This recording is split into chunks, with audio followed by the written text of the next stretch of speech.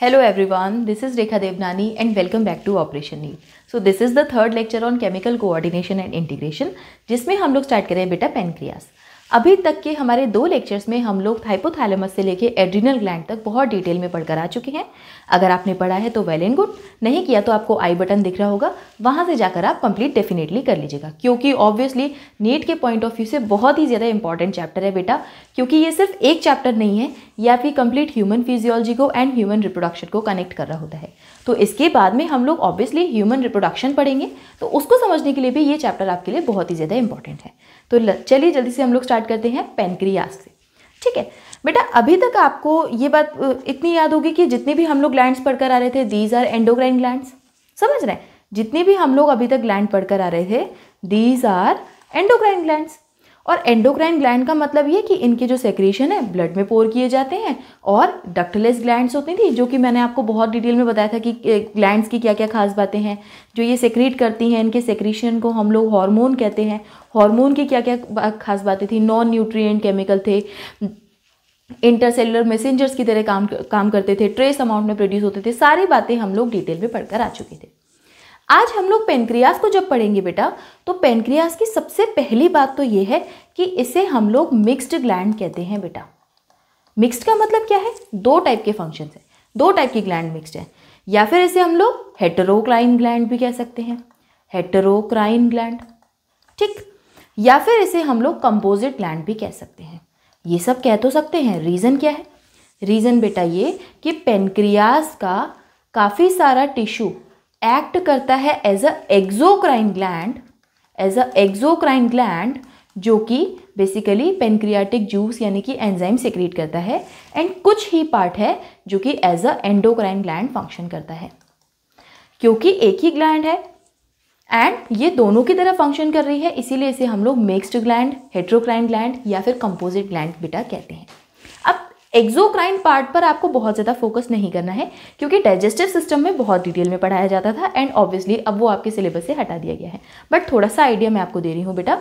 जो exocrine portion है ना पेनक्रियास का, 98% 98 to 99% पोर्शन जितना है वो सब एक्सोक्राइन है। मज़े की बात तो ये कि 98 to 99% of pancreas is exocrine pancreas, and इनमें बेटा कुछ सेल्स प्रेजेंट होते हैं जिनका नाम है एसिनार सेल्स, जो कि पेनक्रियाटिक एंजाइम सीक्रेट करती थी, मतलब करती हैं। पेनक्रियाटिक जूस एंजाइम आप कुछ भी लिख सकते हो, पेनक्रियाटिक जूस सीक्रेट करती है।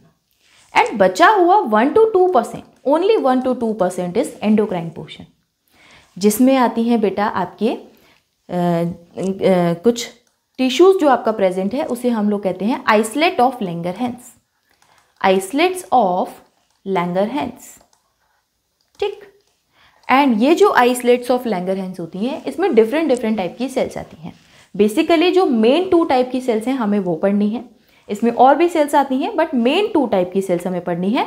और ये बात एनसीईआरटी बड़े क्लियरली बोलती है कि 2 main type of cells, NCERT ने लिखा है 2 main type of cells, okay, 2 main type of cells, एक है अल्फा सेल्स एंड दूसरी है बीटा सेल्स, जो कि डिफरेंट हार्मोन प्रोड्यूस करती हैं। ठीक है, अब देख लीजिए, आ जाते हैं हम लोग अपने पेनक्रियास पर, जो इंट्रोडक्शन आपकी एनसीईआरटी में दिया हुआ है, और कैसे कैसे ये सेल्स कौन सा हार्मोन प्रोड्यूस करती हैं और कैसे फंक्शन करती हैं, इसे हमें डिटेल में पढ़ना है। जितना मैंने आपको अभी तक बताया है बेटा, ये सब बहुत ही लीनियंट चीज़ें हैं। आप लोग पहले भी क्लासेस में पढ़कर आ चुके होंगे। 8th क्लास से स्टार्ट हो जाता है pancreas is a heterocrine gland, and 10th class में तो आपको बहुत ही डिटेल में पढ़ाया जाता है। अगेन मैंने आपको पूरा एक्सप्लेन कर दिया है, जितना आपके लिए मैंडेटरी है, एनसीईआरटी में गिवन है वही चीज़। Pancreas is a composite gland which act as both exocrine and endocrine gland. The endocrine pancreas consist of islet of Langerhans. इन्होंने एक्सोक्राइन का यहाँ पे कॉन्सेप्ट ही खत्म कर दिया, डायरेक्ट ये आ गए एंडोक्राइन पर, जिसके पास क्या है, आइसलेट्स ऑफ लैंगरहैंस। और आपका जितना 1 to 2% ऑफ पेनक्रियास है वो आइसलेट्स ऑफ लैंगरहैंस से कंपोज है, एंड इसमें 1 to 2 million islets of Langerhans आते हैं बेटा। ये इंपॉर्टेंट पॉइंट है, there are 1 to 2 million islets of Langerhans, यहाँ लिख लीजिएगा 1 to 2 मिलियन, और इसे याद करना बड़ा ईजी है। 1 to 2% है एंडोक्राइन पोर्शन, एंड उसी में कितने मिलियन है, 1 to 2 million islets of Langerhans. Clear, इतनी बात क्लियर है। Representing only 1 to 2% of pancreatic tissue. ठीक, अब इसके बाद में आ जाता है द टू मेन लिखा हुआ है, main type of cells in the islet of Langerhans are called alpha cells and beta cells. Okay, the two main type of cells in the islet of Langerhans are called alpha cells and beta cells, जो कि बेटा आपकी हम लोग describe करेंगे। जो alpha cells है ना बड़े, अब यहाँ पे थोड़ा सा रिलैक्स हो जाइए। जो आपकी अल्फा सेल्स है ना बेटा, ये सेक्रेट करती हैं एक हार्मोन जिसका नाम है ग्लूकागॉन, जो कि बेसिकली एक पेप्टाइड हार्मोन है बेटा। ये इसके फंक्शंस की अगर बात की जाए तो ये आपका जो बॉडी का ग्लूकोज लेवल है उसे रेगुलेट करता है। Important role in maintaining normal glucose blood glucose level, आपके ब्लड के ग्लूकोज लेवल को नॉर्मल करने में बहुत इंपॉर्टेंट रोल प्ले करता है। होता क्या है बेटा, अगर आपके ब्लड में ग्लूकोज की कमी है तो ये आपके ब्लड में ग्लूकोज को बढ़ाने में हेल्प करेगा। अब कहीं से भी इसे ग्लूकोज कलेक्ट करना है, सबसे पहले बात तो ये जाएगा आपके लिवर के सेल्स के पास और वहाँ कहेगा कि नया नया ग्लूकोज बनाना है। किसे स्टिमुलेट करेगा? नया नया ग्लूकोज बनाने को स्टिमुलेट करेगा। इसी से आपको वर्ड याद हो जाएंगे। इन टर्म्स बच्चे बड़े कंफ्यूज जाते हैं। देखिए, नया ग्लूकोज मतलब न्यू ग्लूकोज, समझ रहे हैं? न्यू ग्लूकोज कैसे फॉर्म करेंगे? Gluconeogenesis, genesis is the formation, gluconeogenesis को स्टिमुलेट करेगा। दूसरा, अगर कोई पुराना स्टोर्ड ग्लाइकोजन बचा हुआ है तो उसे तोड़ दो और हमें ग्लूकोज दे दो, ये भी एक ही काम करेगा। तो अगर ग्लाइकोजन प्रेजेंट है तो ग्लाइकोजन की क्या करेगा? लाइसिस, ब्रेकडाउन यानी कि लाइसिस करेगा, तो प्रमोट या फिर स्टिमुलेट ग्लाइकोजेनोलाइसिस, ग्लाइकोजन का लाइसिस करेगा एंड न्यू ग्लूकोज का फॉर्मेशन यानी कि जेनेसिस करेगा। तो ग्लूकोनियोजेनेसिस को स्टिमुलेट करेगा और दूसरा ग्लाइकोजेनोलाइसिस को स्टिमुलेट करेगा। ये दो इंपॉर्टेंट पॉइंट बड़े ध्यान से याद रखिएगा, ठीक है? क्या होगा? Alpha cells peptide hormone secret करते हैं विच इज ग्लाइकोजन। ग्लाइकोजन क्या करता है? आपके ब्लड ग्लूकोज लेवल को मेंटेन करता है। कैसे? ब्लड में ग्लूकोज लेवल बढ़ाता है मतलब हाइपर एंड ग्लूकोज का लेवल बढ़ा रहा है मतलब हाइपर ग्लाइसेमिक हार्मोन है।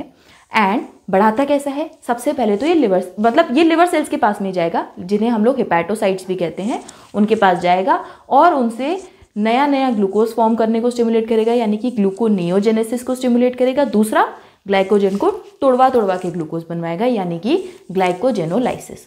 And it's the function of alpha cells. बस इतना है आपको पढ़ना अल्फा सेल्स के बारे में, जस्ट समझ रहे हैं? बहुत ही छोटा सा पॉइंट है। वहीं अगर बीटा सेल्स की बात की जाए तो वो भी पेप्टाइड हार्मोन ही सेक्रेट कर रही होती हैं जिसका नाम है इंसुलिन। और इंसुलिन आपने कई बार सुना होगा अपनी लाइफ में। ये भी एक मेजर रोल प्ले कर रहे हैं आपके ग्लूकोज होम्योस्टैसिस को मेंटेन करने में। करते क्या हैं बेटा? ये आपके लिवर सेल्स के पास जाएंगे और इसके अलावा आपके एडिपोसाइट्स के पास जाएंगे। एडिपोसाइट्स मतलब फैट कंटेनिंग जो सेल्स हैं आपकी बॉडी में, उनके पास। और इनकी मदद से आपके ब्लड के ग्लूकोज लेवल को कम करने में मदद करेंगे। पता चला आपके ब्लड के ग्लूकोज का लेवल बहुत बढ़ गया है तो उसे ये कम करेंगे। ग्लाइकोजन बढ़ा रहा था, ये कम करेगा।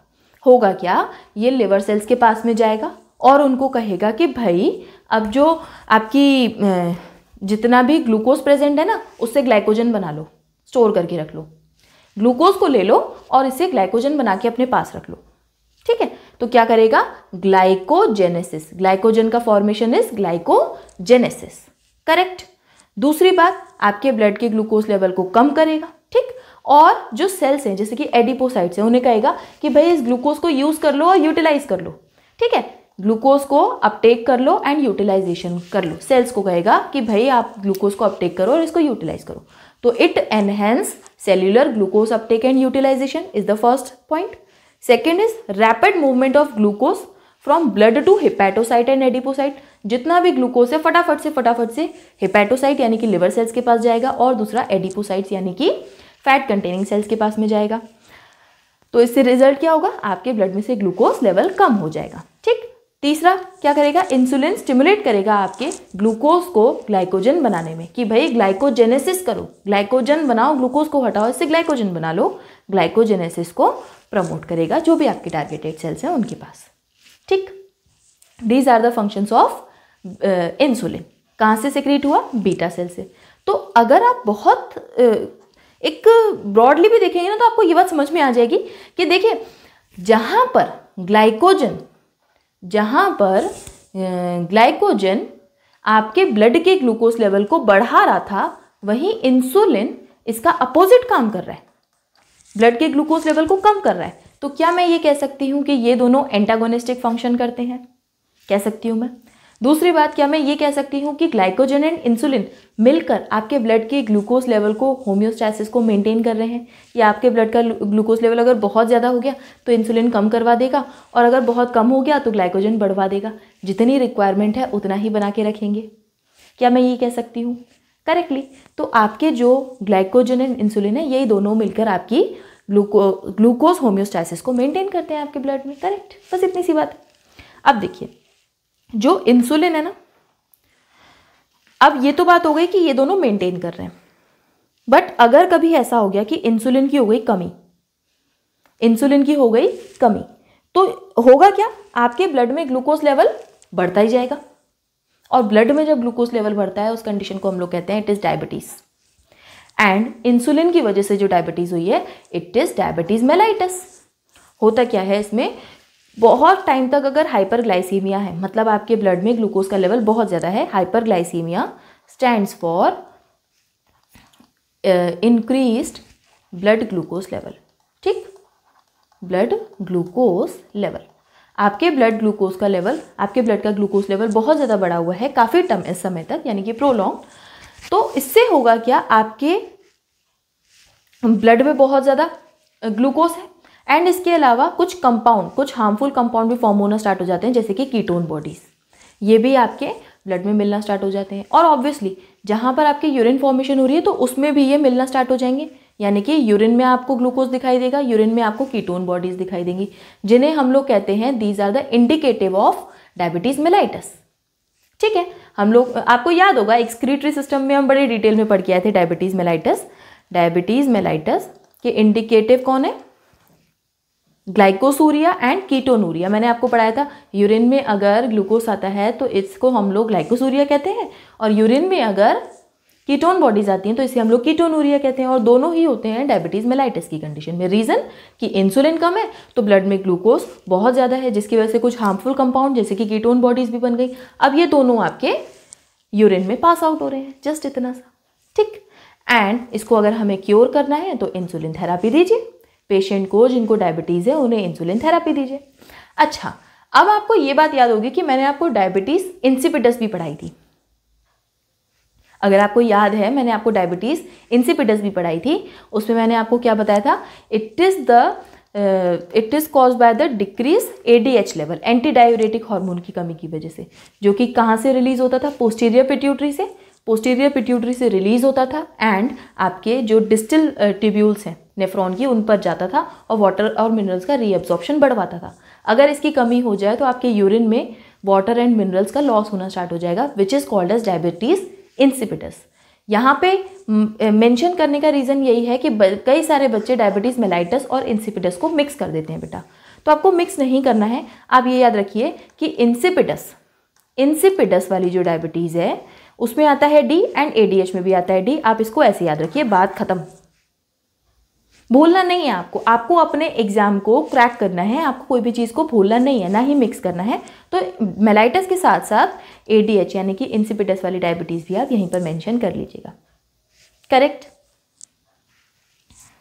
ये एक बेटा चार्ट फॉर्म में मैंने बता दिया, जितना मैंने आपको बताया ना वो सारे पॉइंट्स ही हैं। मतलब पेनक्रियास में बहुत कुछ है नहीं, गलतियां आप लोग कर जाते हो, बहुत कुछ है नहीं। अगर आप चार्ट फॉर्म में या जिस तरीके से मैंने आपको नोट्स बनवाए हैं करते हैं तो कभी आपको कोई दिक्कत नहीं आएगी। देख लीजिए, एक्सोक्राइन पार्ट है which is 98 to 99%, endocrine part है which is 1 to 2%। And exocrine part के पास में क्या है? कुछ एसिनार सेल्स जो कि सेक्रेट करती हैं पेनक्रियाटिक जूस, एंड एंडोक्राइन जो पोर्शन है उसके पास में क्या है? आइसलेट्स ऑफ लैंगरहेंस जो कि 1 to 2% है, एंड आइसलेट्स ऑफ लैंगरहेंस का नंबर 1 to 2 मिलियन। इनमें 2 सेल्स हैं, 2 मेन टाइप ऑफ सेल्स हम लोग पढ़ रहे हैं, होती और भी हैं। Alpha cells and beta cells जो कि सेक्रेट करती हैं अल्फा सेल्स ग्लूकागॉन जो कि हाइपरग्लाइसेमिक हार्मोन है और हेपेटोसाइट्स पर ही एक्ट करता है, जबकि बीटा सेल्स सेक्रेट करती हैं इंसुलिन हार्मोन जो कि हाइपोग्लाइसेमिक हार्मोन है जो कि आपकी हेपेटोसाइट्स के साथ साथ एडिपोसाइट्स पर भी एक्ट करता है। ठीक, एंड क्या डायबिटीज़ वगैरह यहाँ पर मेंशन कर लेंगे तो एक पेज में आपका पूरा का पूरा पेनक्रियाज भी आ सकता है।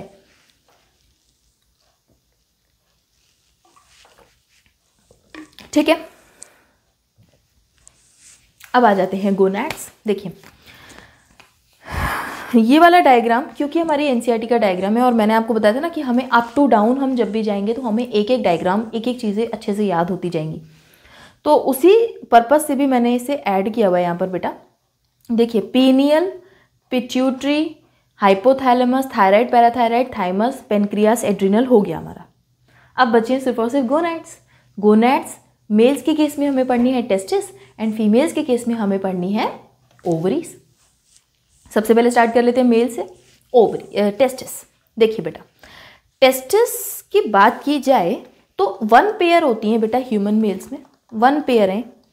ठीक, एंड ये 1 पेयर जो टेस्टिस हैं ये लोकेटेड हैं आउटसाइड द बॉडी, बॉडी के अंदर नहीं है, बॉडी के बाहर जस्ट लोकेटेड है, एडजेसेंट टू द पेनिस है। क्या लोकेशन है इनकी? Outside the body, adjacent to the penis located है बेटा 1 पेयर, एंड लोकेटेड है इनसाइड द स्क्रॉटल सैक, जिस सैक लाइक स्ट्रक्चर में लोकेटेड है it is called as scrotal sac. Okay, scrotal sac में लोकेटेड है। अच्छा, बात की जाए तो अगर हम लोग ये कह दें, थोड़ा सा ये रेड कलर आंखों में चुभ जाता है, वाइट यूज कर लेते हैं, प्रेजेंट इन स्क्रॉटल सैक। ठीक, स्क्रॉटल सैक जो कि कहाँ है? आउटसाइड द बॉडी लोकेटेड है, आउटसाइड द बॉडी। ठीक, इसका रीज़न क्या है? आउटसाइड द बॉडी क्यों टेस्टिस को रखा? ओवरीज तो इनसाइड द बॉडीज होती हैं। रीज़न ये है बेटा कि बॉडी का टेम्परेचर से कम टेम्परेचर इसे चाहिए, क्योंकि आपकी जो टेस्टिस हैं इन्हीं के अंदर आपके गैमीट्स बन रहे होते हैं, स्पर्म्स फॉर्म हो रहे होते हैं, और स्पर्म की फॉर्मेशन को टेम्परेचर थोड़ा सा कम चाहिए होता है as compare to the internal body temperature.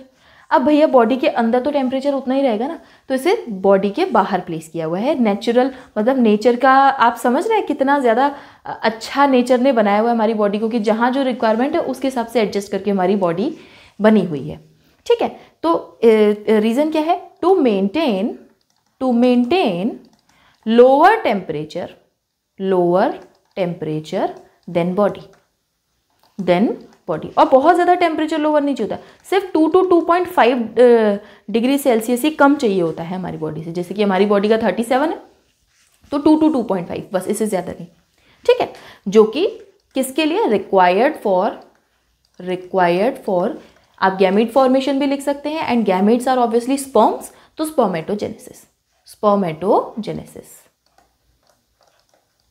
ठीक, ये तो हो गई इतनी बात, एक आपके नॉलेज का पॉइंट हो गया यहाँ पर ऐड। अब अगेन हम आ जाते हैं, क्योंकि हम तो एंडोक्राइन टिश्यू पढ़ रहे हैं ना, टेस्टिस का डुअल फंक्शन है। कैसे डुअल फंक्शन है टेस्टिस का? करती क्या है जो आपके टेस्टिस हैं बेटा? यहाँ पर लिख लेते हैं हम लोग, डुअल फंक्शन है। ठीक, पहली बात तो आपके प्राइमरी सेक्स ऑर्गन्स हैं। ठीक, क्या है ये? Primary sex organs. Primary sex organs का मतलब ये कि ये गैमेट्स बना रहे होते हैं बेटा, यानी कि स्पर्म्स बना रहे हैं। दूसरी बात कि ये एंडोक्राइन ग्लैंड की तरह भी काम करता है। ठीक, एंडोक्राइन ग्लैंड की तरह भी काम करता है। अब कैसे करता है वो यहाँ देख लो, यहाँ बना देती हूँ। जैसे कि अगर हम टेस्टिस को कट करके देखें ना बेटा, तो इसका टीएस अगर हम देखते हैं तो इसके पास में अंदर, मैं आपको थोड़ा सा स्ट्रक्चर बता रही हूँ, बहुत डिटेल में हम लोग ह्यूमन रिप्रोडक्शन में नेक्स्ट चैप्टर में करने वाले, थोड़ा सा मैं आपको बता रही हूँ। इसके अंदर प्रेजेंट होती हैं बेटा कुछ ट्यूब्यूल्स, जिन्हें हम लोग कहते हैं सेमिनिफेरस ट्यूब्यूल्स। ठीक, क्या कहते हैं इन्हें हम? Seminiferous tubules. और जो इसके बीच में स्पेस है इसे हम लोग कहते हैं स्ट्रोमल टिश्यू या फिर इंटरस्टिशियल टिश्यू। ठीक, और इस स्ट्रोमल टिश्यू या इंटरस्टिशियल टिश्यू की जो सेल्स हैं उन्हें हम लोग कह देते हैं इंटरस्टिशियल सेल्स या फिर लेडिक सेल्स। क्या कहते हैं? Leydig cells. करेक्ट। अब देखिए ये जो सेमिनिफेरस ट्यूब्यूल्स है ना, इन्हीं के अंदर फॉर्म हो रहे होते हैं आपके स्पर्म्स, एंड जो आउटसाइड द स्ट्रक्चर है, जो इंटरस्टिशियल स्पेस है जहाँ पर जो लेडिक सेल्स हैं, ये बना रही होती हैं बेटा ग्रुप ऑफ हार्मोन जिन्हें हम लोग एंड्रोजेंस कहते हैं। समझे? ये बना रही होती हैं ग्रुप ऑफ हार्मोन जिन्हें हम लोग क्या कहते हैं? एंड्रोजेंस। एंड ये एंड्रोजेंस, इनमें भी मेनली जो ये बना रही होती हैं, मेनली क्या है? टेस्टोस्टेरॉन बना रही होती है। ठीक, अब ये रीजन क्या है भाई टेस्टोस्टेरॉन बनाने का? मेल के जितनी भी प्रॉपर्टीज है, जैसे कि हम कहते हैं ना एक बच्चा है तो मेल है या फीमेल नहीं पता चलेगा, लेकिन जैसे जैसे वो बड़े होते जाते हैं प्यूबर्टी के साथ साथ, जो कोई अगर बॉय है तो उसकी आप देखेंगे बियर्ड आ जाएगी, उसमें अलग डेवलपमेंट होगा। वहीं अगर फीमेल है तो उसका ब्रेस्ट डेवलपमेंट होगा, उसमें अलग डेवलपमेंट होगा। तो जो सेकेंडरी सेक्सुअल कैरेक्टर्स है ना, उन्हें ये रिप्रेजेंट कर रहे होते हैं, उन्हीं के लिए रिस्पॉन्सिबल हैं आपके। ठीक, होता क्या है आपका एंड्रोजेंस के फंक्शन की अगर बात की जाए तो जितने भी आपके एसेसरी सेक्स ऑर्गन्स हैं, मतलब कि प्राइमरी सेक्स ऑर्गन्स तो आपके टेस्टिस है, इनके अलावा जितने भी एसेसरी सेक्स ऑर्गन्स हैं, जैसे कि आपके एपिडिडाइमस हो गए, vas deferens, seminal vesicle, prostate gland, urethra, सबकी लोकेशन बहुत डिटेल में ह्यूमन रिप्रोडक्शन में हम लोग पढ़ेंगे। इन सबका डेवलपमेंट, मैच्योरेशन एंड फंक्शन करवाते हैं। दूसरी बात, एक मेल को अगर आप देखें तो बच्चा है तब तो वो बड़ा प्यारा सा लगेगा, लेकिन जैसे जैसे वो बड़ा होता जाएगा उसके मसल्स बिल्ड होना स्टार्ट हो जाएंगी, तो जो मस्कुलर ग्रोथ है उसे करवाएंगे। समझ रहे हैं? मस्कुलर ग्रोथ फीमेल्स में उतनी नहीं होगी, मेल्स में ज़्यादा होगी। रीज़न कि टेस्टोस्टेरॉन है। ठीक है, टेस्टोस्टेरॉन करवा रहा है वो मस्कुलर ग्रोथ। दूसरी बात, फेशियल हेयर्स की ग्रोथ होना स्टार्ट हो जाएगी। फीमेल्स में थोड़ी ना अच्छी लगेगी दाढ़ी मूंछें, मेल्स में होती हैं। रीज़न वही टेस्टोस्टेरॉन का काम है। एग्रेसिवनेस, बात बात पर चिड़चिड़े हो जाते हैं। एग्रेसिवनेस किसकी वजह से है? एंड्रोजेंस की वजह से। दूसरा, लो पिच वॉइस, जो भारी आवाज़ आ रही है, that is due to androgens. Correct. अब भैया एक बात बताइए, मस्कुलर ग्रोथ करवानी है, ठीक है, तो कहीं ना कहीं मेकिंग प्रोसेस होनी चाहिए बॉडी में, है ना? तो मेकिंग प्रोसेस करवाते हैं। जितने भी आपकी प्रोटीन है और कार्बोहाइड्रेट है, इनकी मेटाबॉलिज्म में सिंथेटिक इफेक्ट यानी कि एनाबॉलिज्म इफेक्ट भी करवाएंगे, कि प्रोटीन बनेंगे आपकी बॉडी में, कार्ब्स बन रहे होंगे, अगेन आपकी मस्कुलर ग्रोथ के लिए। ठीक, इस सब के अलावा आपके स्पर्मेटोजेनेसिस यानी कि गैमीट फॉर्मेशन में भी बहुत इंपॉर्टेंट रोल प्ले करते हैं ये। और आपका जो मेल सेक्सुअल बिहेवियर है उसको भी ये रेगुलेट करते हैं। सबसे पहले सीएनएस के पास जाते हैं और इन्फ्लुएंस करते हैं मेल सेक्सुअल बिहेवियर को, जिसे हम लोग लिबिडो भी कह सकते हैं। करेक्ट। तो ये वाली सारी चीज़ें किससे रेगुलेट हो रही हैं? एंड्रोजन से। एक बार फिर से देख लीजिए, जितने भी एसेसरी सेक्स ऑर्गन्स हैं उनका development, maturation and function regulate करेंगे। दूसरी बात, muscular growth, growth of facial hairs, aggressiveness, low pitch voice, ये सब स्टिमुलेट होंगे। मस्कुलर ग्रोथ करवानी है तो एनाबॉलिक इफेक्ट होगा आपके कार्बोहाइड्रेट प्रोटीन के मेटाबॉलिज्म पर। तीसरी बात, स्पर्मेटोजेनेसिस करवाएंगे, गैमीट फॉर्मेशन, एंड सीएनएस पर एक्ट करेंगे, जिससे कि आपके मेल सेक्सुअल बिहेवियर को भी रेगुलेट कर रहे होंगे। ठीक है, इतनी ही बात हो गई आपकी एंड्रोजेंस की। और ये जितना भी मैंने आपको स्ट्रक्चर बताया उसकी एनसीईआरटी के पॉइंट से देख लीजिए। स्क्रोटल सेक में लोकेटेड है एंड प्राइमरी सेक्स ऑर्गन है as well as endocrine gland. ठीक, सेमिनिफेरस टिब्यूल है, स्ट्रोमल या इंटरस्टिशियल स्पेस टिश्यू है जिसमें सेल्स हैं लेटिक सेल्स, और ये लेटिक सेल्स ही ग्रुप ऑफ हार्मोन बनाती हैं जिसे हम लोग एंड्रोजेंस कहते हैं, मेनली टेस्टोस्टेरोन। ठीक, इतनी सी बात आपको याद रखनी है। करेक्ट। ठीक है, अब आ जाती है ओवरी। फीमेल्स के केस में ओवरीज है। ठीक है, ओवरीज बेटा ये भी एक पेयर होती हैं। ठीक, ये भी एक पेयर होती हैं। और अगर हम इसकी बात करें तो ये लोकेटेड है एब्डोमेन में, आउटसाइड द बॉडी नहीं है, बॉडी के अंदर ही है, located in abdomen. Located in abdomen, abdomen में लोकेटेड है बेटा। इनका भी डुअल फंक्शन है, इनका भी डुअल फंक्शन है। सबसे पहला क्या, प्राइमरी सेक्स ऑर्गन है। ठीक, ये क्या है, प्राइमरी सेक्स ऑर्गन। क्यों? क्योंकि ये भी गैमीट बनाती हैं और हमारा गैमीट क्या है, ओवा। ठीक, फीमेल्स का गैमीट ओवा, एक ओवा बना रही होती हैं। ठीक, और दूसरी बात, ये भी एंडोक्राइन टिश्यू की तरह वर्क कर रही होती है, एंडोक्राइन ग्लैंड की तरह। ठीक, एंडोक्राइन जो इसका फंक्शन है बेटा, इसमें ये 2 ग्रुप ऑफ स्टीरॉयड हार्मोन बनाती है। कितने? 2 ग्रुप ऑफ स्टीरॉयड हार्मोन, ये याद रखिएगा। 2 ग्रुप ऑफ स्टीरॉयड हार्मोन बना रही होती है। पहला ईस्ट्रोजन एंड दूसरा प्रोजेस्टेरॉन। इससे अगर आपने यहाँ पर बेटा इतना पढ़ लिया ना तो ह्यूमन रिप्रोडक्शन में आपको हॉर्मोन्स पढ़ने में दिक्कत नहीं आएगी। ऑनेस्टली बता रही हूँ मैं। वहाँ जब जाकर आप पढ़ते हैं ना तो वहाँ पर आपको ईस्ट्रोजन प्रोजेस्टेरॉन का टर्म यूज़ किया जाएगा जहाँ पर आप मेंस्ट्रुअल साइकिल पढ़ेंगे। फिर आप वहाँ कहेंगे मैम ये कहाँ पर बनते हैं, मैम ईस्ट्रोजन कहाँ पे बना, मैम प्रोजेस्टेरॉन कहाँ पर बना, कहाँ से सिक्रीट हुआ। फिर वहाँ पर ये सवाल आप लोग करते हैं। यहाँ पर ध्यान से पढ़ेंगे नहीं, वहाँ वो सवाल करेंगे। तो ऐसा ना हो उसके लिए इसको बड़े ध्यान से बेटा लिख लीजिएगा। जो पॉइंट्स मैं यहाँ लिखवा रही हूँ वो यहाँ इंपॉर्टेंट है, जो पॉइंट्स मैं उस चैप्टर में लिखवाऊंगी वो वहाँ इंपॉर्टेंट है। बातें सारी इंटरकनेक्टेड है, समझ रहे हैं? तो इसे ध्यान से सुनिएगा, ध्यान से लिख लीजिएगा, ठीक है। सबसे पहली बात, 2 ग्रुप ऑफ स्टीरॉयड हार्मोन बनाती हैं, ईस्ट्रोजन एंड प्रोजेस्टेरॉन, ठीक है। इतनी बात क्लियर है। फिर हम लोग फंक्शंस देखेंगे, देख लीजिए। पेयर ऑफ ओवरीज है located in abdomen. Ovaries primary female sex organs भी हैं और प्रोड्यूस करती हैं एक ओवा, यानी कि गैमेट्स भी बना रही होती है ड्यूरिंग ईच मेंस्ट्रुअल साइकिल। हर मेंस्ट्रुअल साइकिल में एक ओवा बनाती हैं। इसके अलावा 2 group of steroid hormone secret करती हैं जिन्हें हम लोग ईस्ट्रोजन एंड प्रोजेस्टेरॉन कहते हैं। इतनी बात जो मैं आपको बता चुकी हूँ, ठीक। अब आ जाते हैं आपके ईस्ट्रोजन के फंक्शंस, ठीक। अब आ जाते हैं आपके ईस्ट्रोजन के फंक्शंस। सबसे पहली बात तो फीमेल के सेकेंडरी सेक्स ऑर्गन्स की ग्रोथ करवाना, ठीक। दूसरी बात, ओवेरियन फॉलिकल्स का डेवलपमेंट करवाना। मैंने आपको बताया था, देखिए मैंने आपको ओवरी का ऐसा स्ट्रक्चर थोड़ा बहुत आइडिया दिया था जहाँ पर हमने LH FSH का फंक्शन पढ़ा था। मैंने आपको बताया था ओवरी में कुछ होते हैं फॉलिकल्स, ठीक है।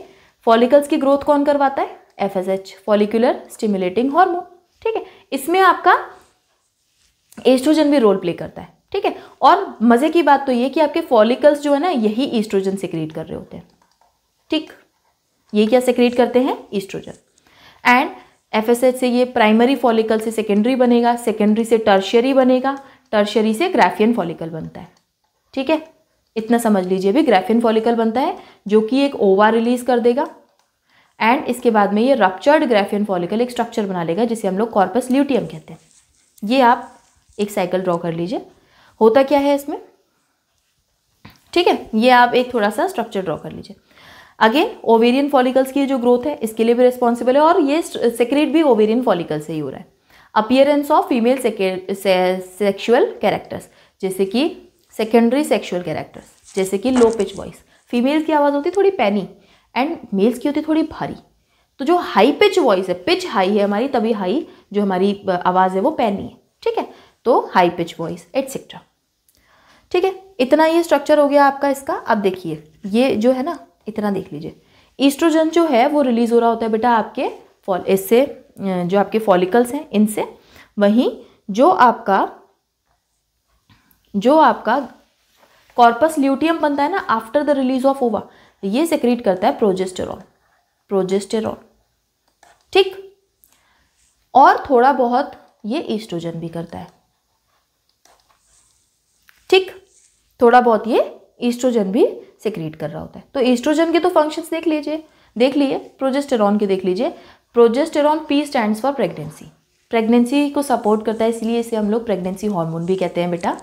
और ये आपकी जो मैमरी ग्लैंड्स हैं उनमें एल्वियोलाई के फॉर्मेशन को भी प्रमोट करते हैं, क्योंकि जब प्रेगनेंसी होती है उस टाइम पर मेमोरी ग्लैंड्स में भी काफ़ी सारे चेंजेस हो रहे होते हैं। मिल्क का प्रोडक्शन करना होता है, तो मिल्क के प्रोडक्शन के लिए मेमोरी ग्लैंड्स का साइज भी बढ़ जाता है। रीज़न, उनमें एल्वियोलाई का फॉर्मेशन भी स्टिमुलेट कर रहा होता है प्रोजेस्टेरॉन। एल्वियोलाई क्या है बेसिकली, मैं आपको बताती हूँ। मेमोरी ग्लैंड्स जो है ना बेटा, आपकी मेमोरी ग्लैंड्स है ना, इनमें कुछ सैक लाइक स्ट्रक्चर्स होते हैं जिन्हें हम लोग एल्वियोलाई कहते हैं, जिनके अंदर बनता है मिल्क, और फिर ये डक्ट्स के थ्रू, आपके निप्पल्स के थ्रू सेक्रेट हो रहा होता है, ठीक। एंड मिल्क सेक्रेशन में भी थोड़ा बहुत हेल्पफुल है, ठीक है। तो एक ये चीज़ हो गई, करेक्ट। तो ईस्ट्रोजन एंड प्रोजेस्टेरॉन के फंक्शन देख लिए हमने। इतनी सी बात है। ये हो गए आपके बेटा गोनैड्स, ठीक है। अब आ जाता है इस सब के अलावा एंडोक्राइन ग्लैंड्स जितनी भी थी वो खत्म हो गई। इस सब के अलावा आपकी किडनी, आपका हार्ट और आपकी GIT यानी कि गैस्ट्रोइंटेस्टाइनल ट्रैक्ट भी कुछ हार्मोन्स को सेक्रेट करती है बेटा। हालांकि ये एंडोक्राइन ग्लैंड नहीं है, लेकिन कुछ टिश्यू जो है हार्मोन सेक्रेट करती है।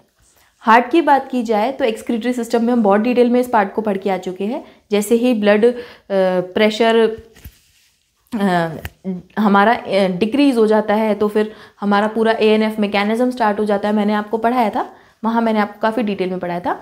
तो बेटा होता क्या है, हार्ट जो है ना एक पेप्टाइड हार्मोन सिक्रीट करता है जिसका नाम है ANF।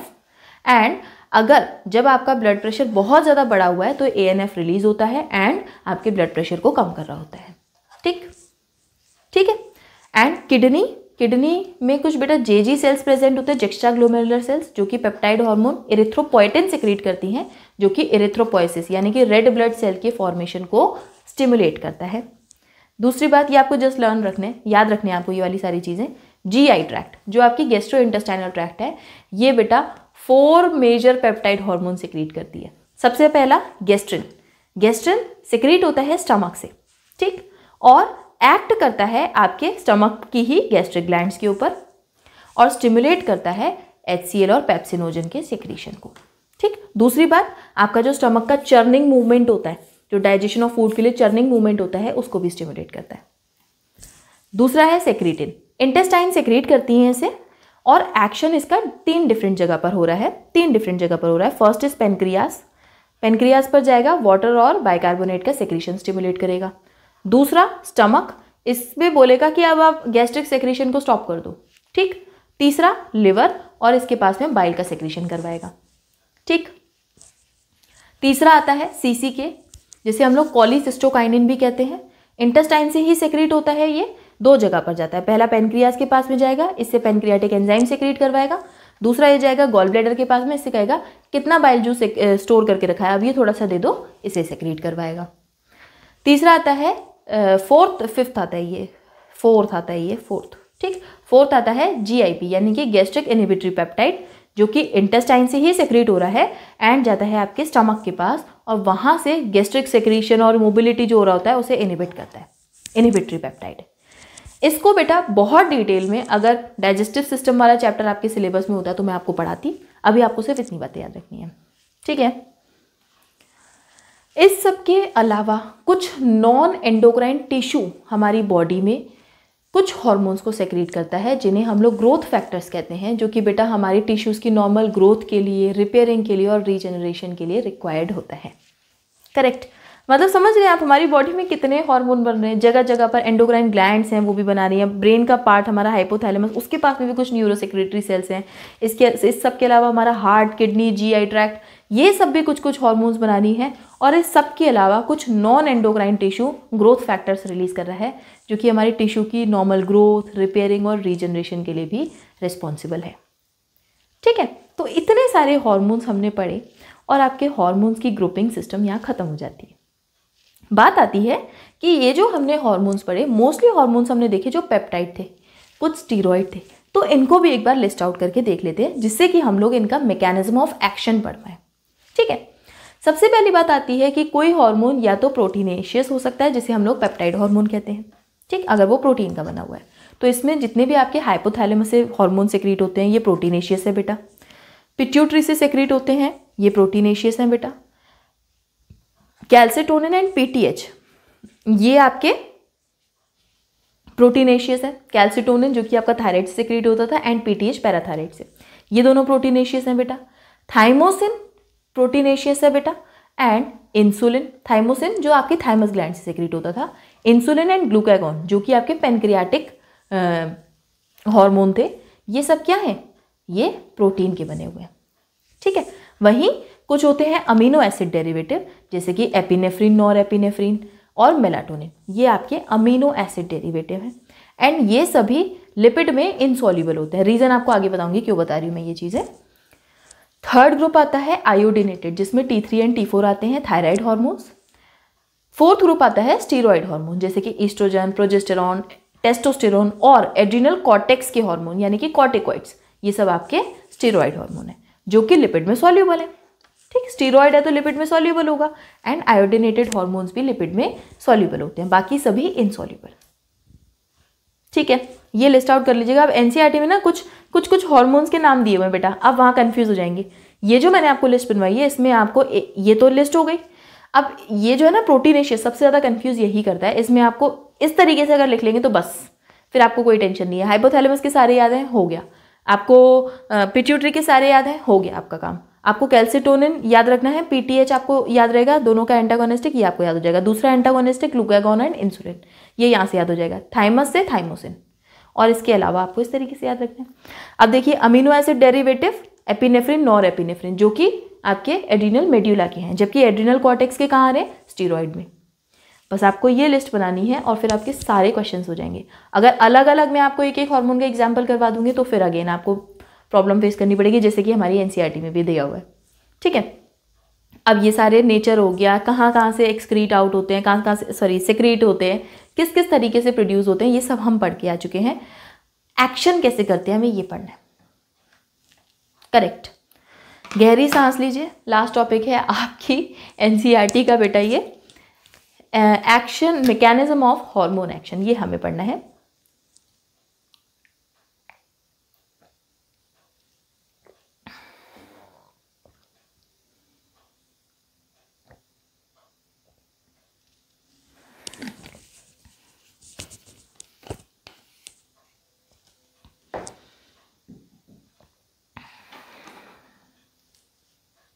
Correct, mechanism of hormone action.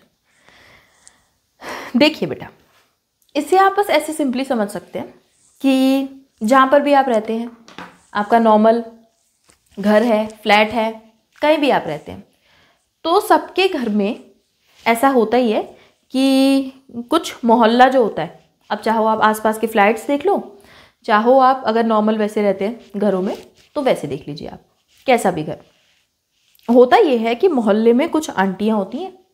Obviously सबको एक दूसरे से काम पड़ता है, आस पड़ोस में जो आपके नेबर्स हैं। अब मान लीजिए कि आपके घर में एक पड़ोस की आंटी को काम पड़ा, ठीक, अब वो आंटी उतनी क्लोज नहीं है आपके, ठीक है, जैसे ही अब वो आंटी उतनी क्लोज नहीं है तो वो आपके डोरबेल को बजाएंगी। सबसे पहली बात, डोरबेल बजाएंगी, और अंदर से जो हेड ऑफ द फैमिली है, मम्मी पापा, ये बाहर नहीं आएंगे डोरबेल बजने पर, ये भेजेंगे घर के किसी छोटू को, किसी गोलू को, किसी चिंटू मिंटू पिंटू को, जो घर का बच्चा होगा उसे भेजा जाएगा, देख के आओ कहाँ कौन है बाहर। ठीक है, वो देख कर आएगा, वो आंटी उसे पर्टिकुलर कोई काम बता देंगी, या पर्टिकुलर जो भी सामान होगा, जो जिस भी काम से वो आई होंगी उस बच्चे को बता देंगी, और आंटी चली जाएंगी, वो बच्चा जाके अपने पेरेंट्स के पास में इंफॉर्मेशन ले जाएगा।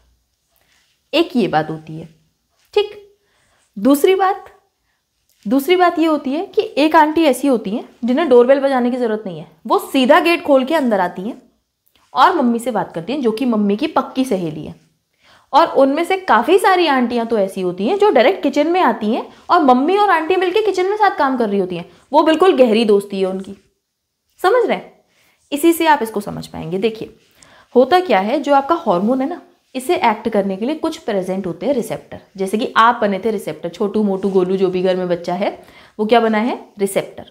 जैसे ही कोई ऐसा हार्मोन आया जो कि मेम्ब्रेन को क्रॉस नहीं कर सकता, उसके लिए प्रेजेंट होते हैं मेम्ब्रेन बाउंड रिसेप्टर। वो गेट पर ही रहेगा, हार्मोन आपका बाहर ही रहेगा। देख लीजिए, हार्मोन आपका बाहर ही रहेगा, हार्मोन आपका क्या रहेगा, बाहर ही रहेगा, एंड मेम्ब्रेन बाउंड, हार्मोन बाहर ही रहेगा, गेट पर ही आ जाएगा कोई घर का बच्चा, बाहर से इंफॉर्मेशन ले लेगा, हार्मोन रिसेप्टर का कॉम्प्लेक्स बनेगा, बातचीत होगी इनके बीच में, रेस्पॉन्स जनरेट होगा।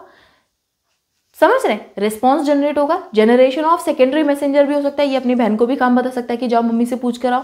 ठीक, जनरेशन ऑफ सेकेंडरी मैसेंजर होगा, जाएगा, बायोकेमिकल रेस्पॉन्स होगा, फिर फिजियोलॉजिकल रेस्पॉन्स आएगा। समझ पाए? एक बार से फिर से देख लीजिए, होगा क्या, ये हार्मोन आता है। अब क्योंकि ये हार्मोन डायरेक्टली अंदर नहीं आ सकता, रीजन क्या है, क्योंकि ये बेटा लिपिड इनसॉल्युबल है। आपको ये बात पता होगी कि आपकी जो प्लाज्मा मेम्ब्रेन है ये लिपिड की बनी है, लिपिड बाइलेयर की। अब कोई ऐसा हार्मोन जो लिपिड में सॉल्युबल ही नहीं है वो अंदर आ ही नहीं सकता, वो बाहर ही खड़ा रहेगा। बाहर ही उसके रिसेप्टर प्रेजेंट होंगे, जिन्हें हम लोग मेम्ब्रेन बाउंड रिसेप्टर या फिर एक्स्ट्रा सेलुलर रिसेप्टर कहते हैं। ये यहीं पर रिसेप्टर हार्मोन कॉम्प्लेक्स बनाएंगे, अंदर रिस्पॉन्स जनरेट होगा, एक कोई सेकेंडरी मैसेंजर जनरेट हो सकता है, एंड इसके बाद में आएगा बायोकेमिकल रिस्पॉन्स। और जैसे ही आपकी बॉडी में बायोकेमिकल रिस्पॉन्स आएगा, आपका फिजियोलॉजिकल रिस्पॉन्स आना स्टार्ट हो जाएगा। ये हार्मोन कौन से होंगे, जो लिपिड में इनसॉल्युबल है, यानी कि हमारे proteinaceous and amino acid derivative hormones. ठीक। वहीं दूसरे हार्मोन जो लिपिड में सॉल्यूबल है, ये वही वाली आंटी हैं जो गेट खोल के अंदर आ जाती हैं। सीधा हार्मोन की डायरेक्ट एंट्री है भाई, डायरेक्ट एंट्री है। और कुछ कुछ ऐसी जो आपके किचन में आ जाती है, मतलब न्यूक्लियस के अंदर आ गई, न्यूक्लियस के अंदर इनको मिली मम्मी किचन में, हार्मोन रिसेप्टर कॉम्प्लेक्स बना, मम्मी आंटी की बातचीत हुई और ये दोनों साथ में खाना बना रही हैं। यानी कि आपके डायरेक्ट आपके जीनोम यानी कि आपके डीएनए पर ही जाके एक्ट कर रही हैं और इससे पर्टिकुलर कोई एमआरएनए बन रहा है, फिर उससे प्रोटीन बन रहा है और आपकी बॉडी का फिजियोलॉजिकल रिस्पॉन्स आ रहा है। समझे बात को? कुछ नहीं है, ये एरो रिप्रेजेंट कर रहा है कि इसके बाद की स्टेज है, ठीक है। एंड ये इसका लेबलिंग है, न्यूक्लियस नहीं, यहाँ पे डीएनए होना चाहिए, ये गलत लिखा हुआ है, यहाँ डीएनए होना चाहिए, ठीक है। डीएनए के पास जाएंगे डायरेक्ट, उससे एमआरएनए बनेगा, एमआरएनए से प्रोटीन बनेगा, प्रोटीन से फिजियोलॉजिकल रिस्पॉन्स आएगा। वहीं अगर कोई रिसेप्टर ऐसा है जो कि बाहर ही उसे बुला लेगा, अंदर नहीं आने देगा, तो वहाँ पर सेकेंडरी मैसेंजर जनरेट होगा, जबकि इसमें किसी सेकेंडरी मैसेंजर की ज़रूरत नहीं है, ठीक है। वही सारी चीज़ें एनसीईआरटी ने लिखी हुई हैं, वो मैं आपको बता देती हूँ, ठीक। हार्मोन, अच्छा एक चीज़ और, एनसीईआरटी ने यहाँ पर एफएसएच का एग्जाम्पल दिया है, यहाँ पर इन्होंने ऐसा कोई एग्जाम्पल नहीं दिया, डायरेक्टली बताया हुआ है, ठीक है। तो ये एफएसएच का एग्जाम्पल तो एनसीईआरटी का, लेबलिंग आप याद रखिएगा, बट यहाँ पर कोई भी लिपिड इनसॉल्यूबल हार्मोन आएगा, जबकि यहाँ पर लिपिड सॉल्यूबल हार्मोन आएंगे, जो कि आयोडोथायरोनिन हो सकते हैं या फिर आपके स्टेरॉयड हार्मोन हो सकते हैं, ठीक है। तो इनके रिसेप्टर सेल के अंदर प्रेजेंट होंगे, यानी कि इंट्रासेल्यूलर रिसेप्टर होंगे, और वहीं इन जो हमारे इनसॉल्यूबल वाले हार्मोन है, इनके रिसेप्टर एक्स्ट्रा सेल्युलर होंगे, बाहर सेल के प्रेजेंट होंगे, या फिर मेम्ब्रेन बाउंड होंगे, मेम्ब्रेन पर प्रेजेंट होंगे, ठीक है। वही चीज़ लिखी हुई है। एनसीईआरटी के पॉइंट्स एक बार ध्यान से देख लीजिए। Hormone produce their effect on target tissue by binding to specific protein, जिन्हें हम लोग हार्मोन रिसेप्टर कॉम्प्लेक्स कहते हैं, ठीक। अब अच्छा एक चीज़ और, जितने भी रिसेप्टर होते हैं ना बेटा, ये स्पेसिफिक होते हैं, हर एंजाइम के लिए एक स्पेसिफिक रिसेप्टर होता है। अब ये जो रिसेप्टर है हो सकते हैं टारगेट सेल की मेम्ब्रेन पर प्रेजेंट हो, तो इन्हें हम लोग मेम्ब्रेन बाउंड रिसेप्टर कहते हैं, एंड वहीं अंदर प्रेजेंट हो तो इन्हें हम लोग इंट्रासेलुलर रिसेप्टर कहते हैं, जो कि मोस्टली न्यूक्लियर रिसेप्टर होते हैं, मतलब न्यूक्लियस के अंदर ही मिल जाते हैं। And binding of a hormone जो है क्या बनाती है, हार्मोन रिसेप्टर कॉम्प्लेक्स, और रिसेप्टर्स होते हैं हमारे स्पेसिफिक, हार्मोन के लिए अलग अलग होते हैं। हार्मोन रिसेप्टर कॉम्प्लेक्स जैसे ही बनता है तो बायोकेमिकल चेंज हो जाता है हमारे टारगेट टिश्यू के अंदर, और इससे फिजियोलॉजिकल फंक्शंस रेगुलेट हो रहे होते हैं, ठीक। वहीं जो हमारा कुछ हार्मोन कुछ हमारे रिसेप्टर जो कि हमारे सेल मेम्ब्रेन पर प्रेजेंट थे, वो सेकेंड मैसेंजर जनरेट करते हैं। सेकेंडरी मैसेंजर्स के आपको एग्जांपल याद रखने हैं, जैसे कि साइक्लिक एएमपी हो सकता है, IP3 हो सकता है, कैल्शियम आयन एटसेट्रा। बस आपको ये तीन ही याद रखने हैं एनसीईआरटी के बेटा, ठीक। और फिर सेलुलर मेटाबॉलिज्म को रेगुलेट करता है। ये इसलिए बता रही हूँ फास्ट क्योंकि मैं आपको समझा चुकी है आगे। एंड एनसीईआरटी रीडिंग है जस्ट इज इंट्रासेलुलर रिसेप्टर वो किसके लिए प्रेजेंट होंगे, स्टीरॉयड हार्मोन के लिए या फिर आयोडोथायरोनिन्स के लिए, जो कि आपके मोस्टली जीन एक्सप्रेशन को रेगुलेट करते हैं या फिर क्रोमोसोमल फंक्शन को। ऑब्वियसली डायरेक्ट जीन के पास ही जा रहे हैं, डायरेक्ट क्रोमोसोम के पास ही जाके वो फंक्शन करवा रहे हैं, ठीक है। एंड उससे क्या होगा, आपका जो भी फिजियोलॉजिकल फंक्शन या डेवलपमेंटल इफेक्ट है वो आता है, ठीक। This is all about your chapter बेटा, आपका चैप्टर कंप्लीट हो गया है। अब आपको क्या मिलेगा, इस वाले चैनल पे आपको इसके नोट्स मिल जाएंगे, बस लेक्चर के बाद जस्ट आपको नोट्स मिल जाएंगे, मैं आपको भेज दूंगी। एंड अगर आपको कोई भी डाउट है, कोई भी क्वेरी हो, तो इसमें तो आप मैसेज नहीं कर सकते, इट इज़ अ चैनल, आप इस वाले ग्रुप में मैसेज कर दीजिएगा कि मैम इस वाले टॉपिक में दिक्कत आ रही थी, मैम इस वाले टॉपिक में क्वेश्चंस नहीं मिल रहे हैं, या मैम इस वाले स्लाइड में हमें दिक्कत आ रही है। आप वहाँ मैसेज मुझे कर सकते हैं, आप चाहो तो यहाँ कॉमेंट भी कर सकते हो, ठीक है। बाद में कोई दिक्कत आती है तो आप इस डाउट ग्रुप पे जाकर बता सकते हो। किसी और सब्जेक्ट से रिलेटेड है तो और बच्चे हैं, ग्रुप स्टडी कर सकते हो, कोई दिक्कत नहीं, यहाँ पर आप मैसेजेस भी कर सकते हो स्टडी रिलेटेड क्वेरीज, ओके। इस सब के अलावा अगर आपने बनाया हुआ है इंस्टाग्राम का अकाउंट तो वहाँ पर फॉलो कर लो, कुछ कुछ टिप्स एंड ट्रिक्स मैं वहाँ पर शेयर करती रहती हूँ। और दूसरी बात, इसके बाद में हम लोग पढ़ने वाले हैं ह्यूमन रिप्रोडक्शन, जो कि बेटा नीट के पॉइंट ऑफ व्यू से तो बहुत ही इंपॉर्टेंट है, लेकिन आपकी अवेयरनेस के लिए भी बहुत ज़्यादा इंपॉर्टेंट है। तो अब जो हमारे आगे के चैप्टर होंगे बड़े ध्यान से सुन लीजिए। इसके बाद में हम लोग पढ़ेंगे ह्यूमन रिप्रोडक्शन, ठीक। ह्यूमन रिप्रोडक्शन के बाद में हम लोग पढ़ेंगे रिप्रोडक्टिव हेल्थ, ठीक, रिप्रोडक्टिव हेल्थ, ठीक। रिप्रोडक्टिव हेल्थ के बाद में हम लोग पढ़ेंगे हेल्थ एंड डिजीज, ठीक, तो ये आगे के आने वाले 3 चैप्टर्स हैं बेटा, जो कि बहुत ही इंपॉर्टेंट है नीट के पॉइंट ऑफ व्यू से, आपकी अवेयरनेस के पॉइंट ऑफ व्यू से। कैसे आपको गंदा पानी पीने से बीमारी लग जाती है, कैसे आपको गोलगप्पे खाने से बीमारी लग सकती है, ये वाली सारी चीज़ें मैं आपको बताऊंगी वहाँ पर। ह्यूमन रिप्रोडक्शन सबसे ज़्यादा इंपॉर्टेंट अवेयरनेस के पर्पज़ से, रिप्रोडक्टिव हेल्थ एंड डिजीज़, तीनों चैप्टर हम लोग साथ में 1 बाय 1 करेंगे। तो आपको लेक्चर ढूंढना ना पड़े उसके लिए चैनल को सब्सक्राइब करके बेल आइकन को क्लिक करेंगे तो अपने आप आपके पास में नोटिफिकेशन आ जाएगा कि मैम ने लेक्चर अपलोड किया, एंड आप वहाँ पर जाकर अपना चैप्टर या जो अपना लेक्चर है उसे कंप्लीट कर लेंगे। इसके बाद में होगा एक आपका test chemical coordination and integration पर, जिसकी नॉलेज अगेन आपको टेलीग्राम चैनल पर मिल जाएगी। उसके बाद में मैं कंप्लीट ह्यूमन फिजियोलॉजी का भी टेस्ट करवाऊंगी, जिसकी डेट और कंप्लीट इन्फॉर्मेशन आपको अगेन इस टेलीग्राम चैनल पर मिल जाएगी।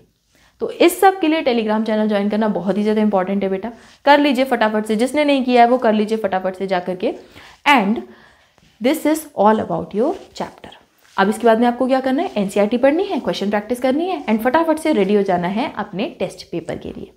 Okay, next lecture will be on human reproduction. So आज के लेक्चर के लिए इतना ही। Thank you and have a nice day.